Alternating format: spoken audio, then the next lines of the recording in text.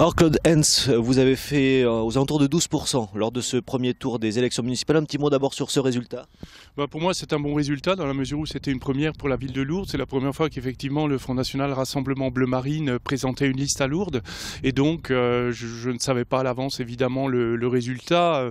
Quand j'ai dit je ne savais pas à l'avance le résultat, c'est-à-dire que je n'arrivais pas à évaluer le score que je pouvais faire. Mais ce n'est qu'un début et il est évident que ce qui compte, c'est le résultat final, c'est-à-dire au soir du second tour, dimanche prochain.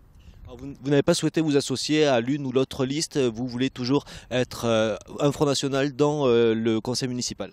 Voilà, tout à fait. La consigne était claire au niveau de la direction du Front National et même moi localement, je ne voulais pas cautionner telle ou telle candidature qui sont pour moi des candidatures d'échec puisque le bilan de M. Artiganave est négatif, très critiqué par les Lourdaises et les Lourdais et que pour autant ce que propose Mme Bourdeux ne suffit pas.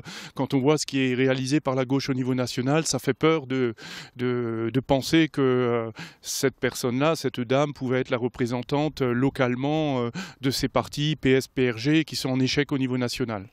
Alors, comment vous avez travaillé sur cet entre-deux tours pour aller convaincre d'autres électeurs à renforcer votre voix? Oui. Alors du porte-à-porte, de la présence sur le terrain, j'ai eu pas mal de coups de fil. Il y a des gens également qui sont venus à la permanence. Effectivement, des personnes qui avaient voté pour M. Auguet et qui sont déçues. Des tractations de couloirs qui ont été réalisées entre le premier et le second tour. Et bon nombre de cet électorat de M. Auguet est choqué par le fait que 5 personnes sont parties sur la liste de M. Artiganave. Et je pense qu'on a bon espoir non pas de récupérer, mais que ces électrices et les électeurs lourdais choisissent la liste Lourdes Bleu Marine qui est quand même relativement indépendante parce qu'à part moi et quelques autres personnes qui sont encartées au Front National, toutes les autres personnes sont des personnes indépendantes et libres et n'ont pas leur carte au Front National. La probabilité que vous soyez en tête au deuxième tour est assez mince. On va donc se positionner plutôt sur un rôle d'opposant. Comment va se passer ces 6 années pour vous en tant que conseiller municipal d'opposition puisque vous le serez? Alors en tout état de cause, une opposition constructive, sérieuse, une opposition qui va travailler, qui va se faire des stages de formation, donc qui va se former aussi bien par les stages de l'IFOREL que d'autres stages qui peuvent exister nationalement par les organismes officiels. Vous maintiendrez aussi votre vision sur les dossiers lourdais?